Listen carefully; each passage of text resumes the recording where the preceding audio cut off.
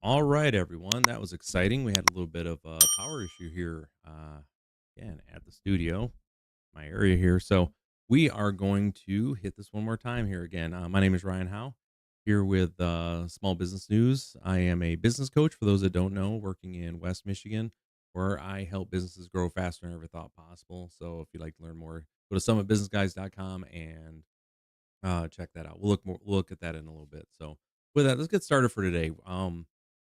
So today's May 2nd.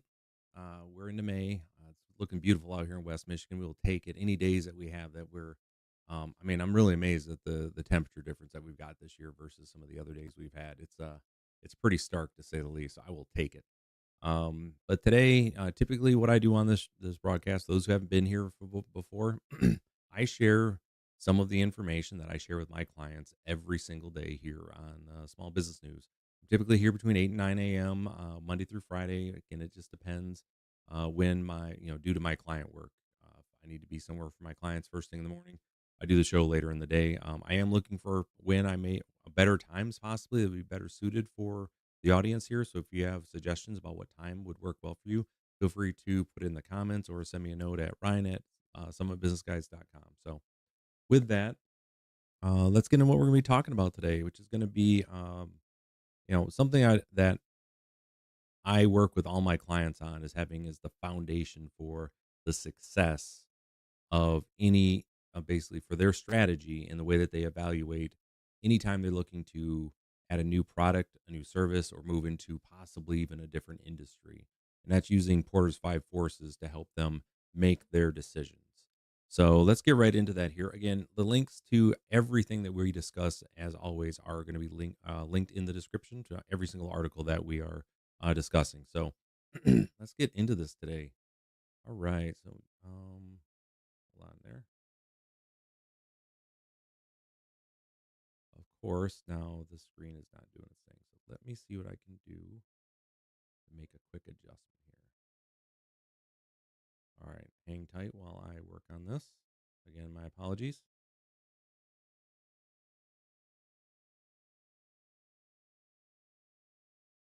There we go. All right.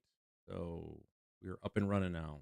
And sorry about that. So let's do, I think we want to have this guy go away and then get into it. So this is from Harvard Business Review.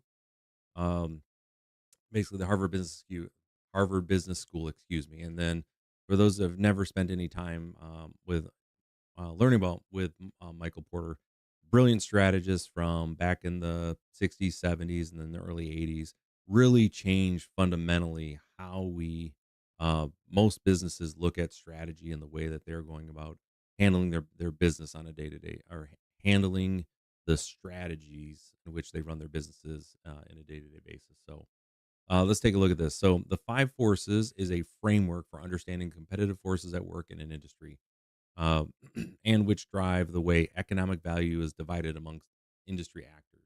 And so, what it is these are the five forces that we're going to talk about here that are constantly at play constantly at work, always in play at all times within any industry between the different actors and the different stakeholders within that industry.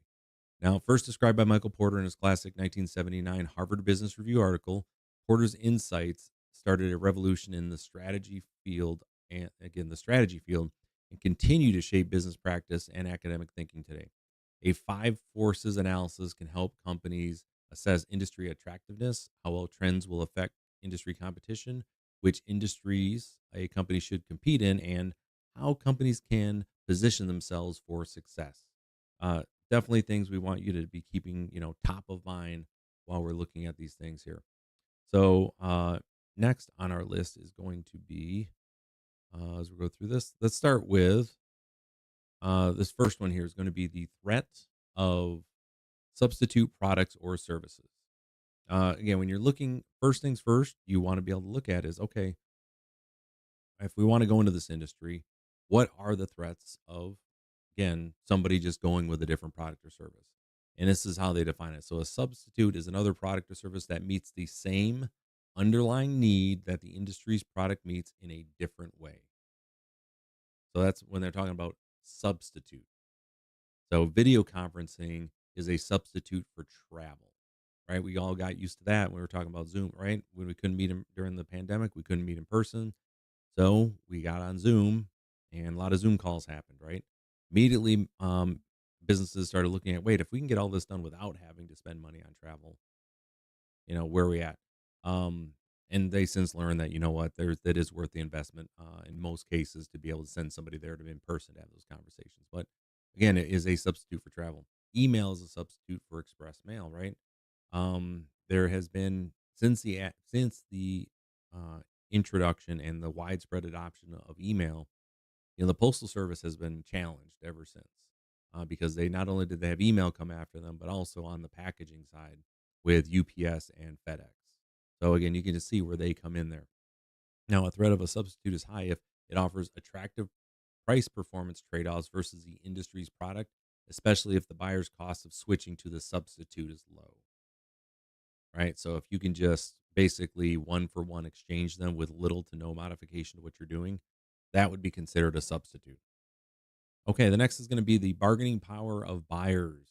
Powerful consumers can use their clout to force prices down or demand more service at existing prices, thus capturing more value for themselves. Now, I don't want you to think, again, just one buyer as well. Although it does happen like Walmart, they are able to command much, again, lower prices. Basically, they can ask for lower prices from the people that they're purchasing from as the buyer to increase their margins. It's something they can ask for, and they do ask for. They're very well known for it. But buyer power can also be amongst large numbers of buyers as well. Now, buyer power is highest when buyers are large relative to the competitors serving them. Products are undifferentiated and represent a significant cost to the buyer, and there are few switching costs to significant shifting businesses from one competitor to another. This can play rivals against each other, especially if an industry products are undifferentiated. It's inexpensive to switch loyalties, and price trumps quality. Again, just think about this as well. Where are we here? So buyer power is highest when buyers are large relative to the competitor service them. And again, that's where we talk about Walmart. They can choose whoever they choose to be their sock. Let's just say socks, regular old white socks for guys, as their who they want to go to. They can basically put a lot of pressure on them because they could switch to another sock manufacturer at any time. So it's something they can constantly keep on them there. All right. Next is going to be threat of new entrants. Uh, Threat of a new entrant into an industry can force current players to keep prices down and spend more to retain customers.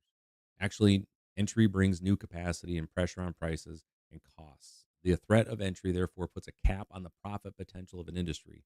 This threat depends on the size of a series of barriers to entry, including economies of scale to the cost of building brand awareness, to accessing distribution channels, to government restrictions. Um, so with this, okay, hold on real quick.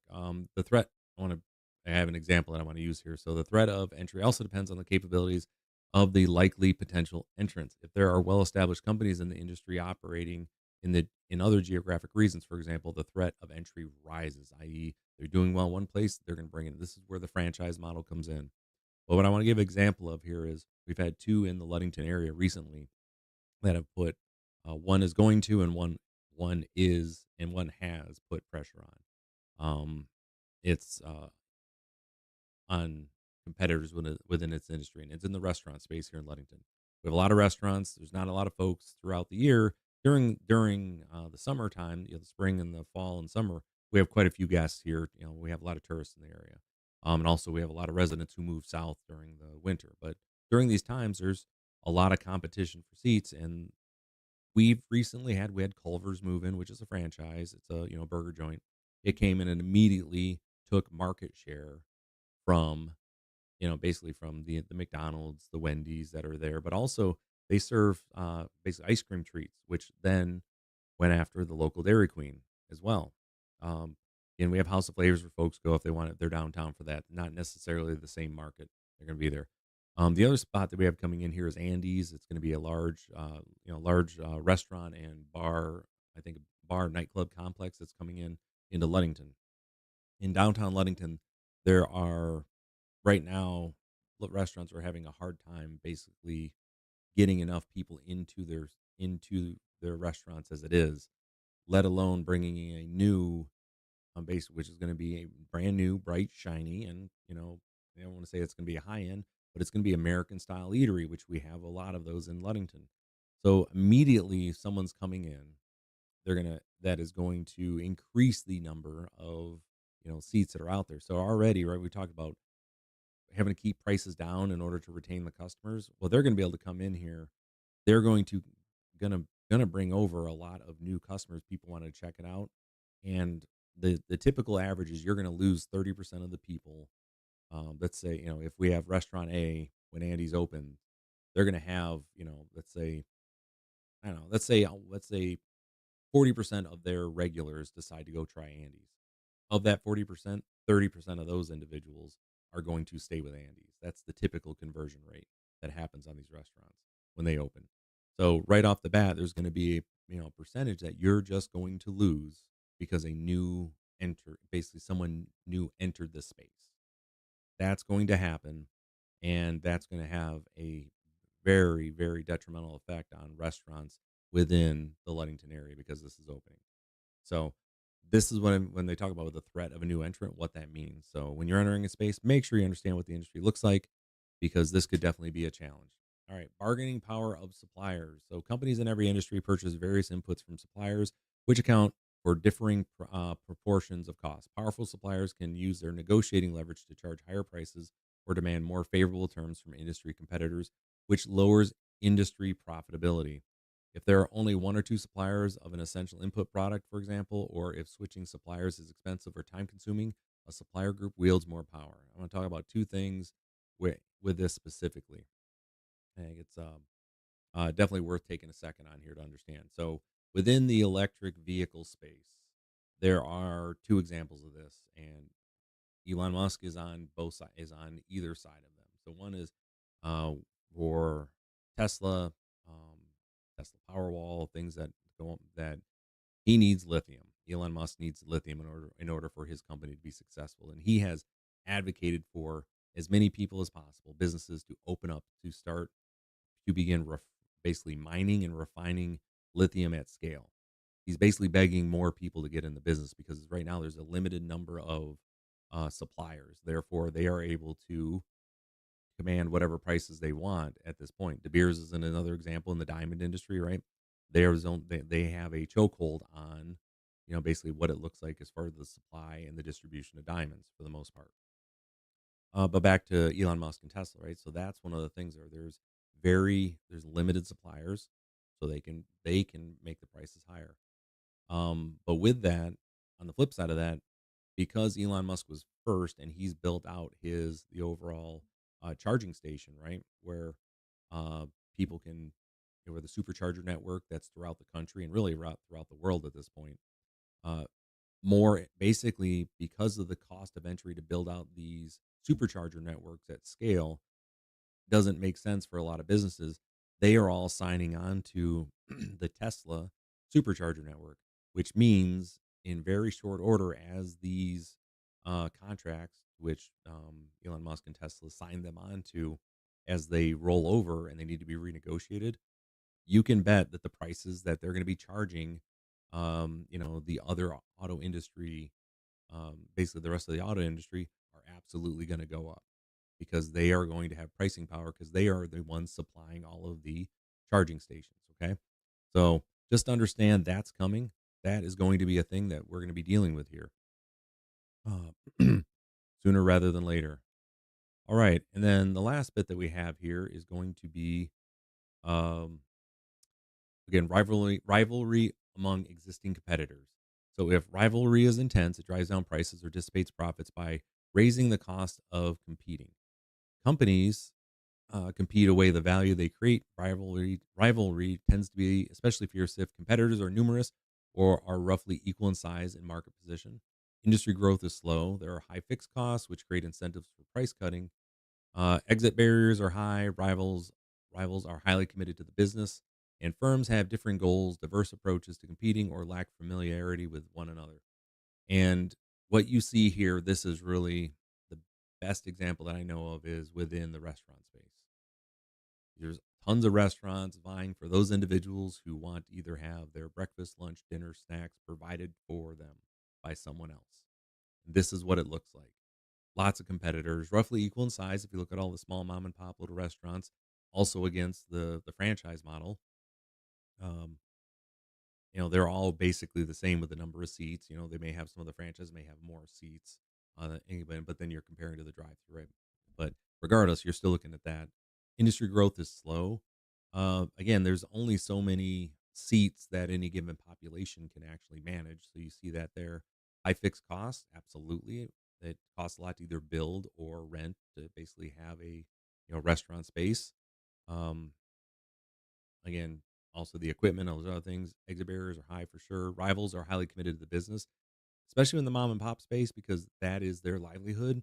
So they are going to find a way if they have to work more and put sweat equity in, rather than raise prices. You'll see them do that. So again, these are the five forces we want to make sure that you are familiar with if you're looking for again a new product or service or something that you're looking to enter in.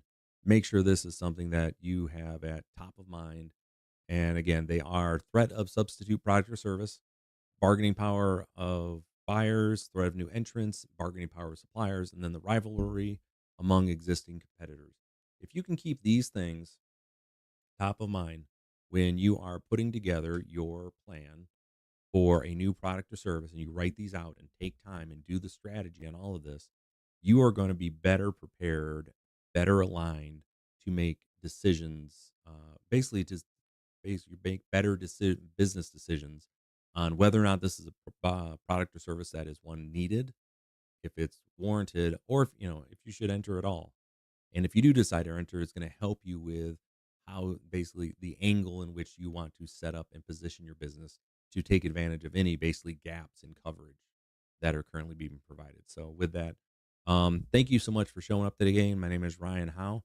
I am a small business coach here in Western Michigan. You can learn more about what I do at summitbusinessguys.com. So please, if you'd like to learn more about what I do, please go there, check that out.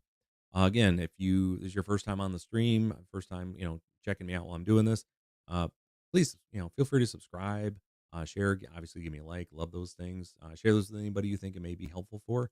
Again, you can follow me on Facebook. I'm on Instagram. If you'd like um, a deeper connection, come to LinkedIn. You can follow me there as well. But again, reach out Ryan at summitbusinessguys.com. And yeah, if you'd like to learn more about how I can help you possibly with your small business. With that, have a great day, and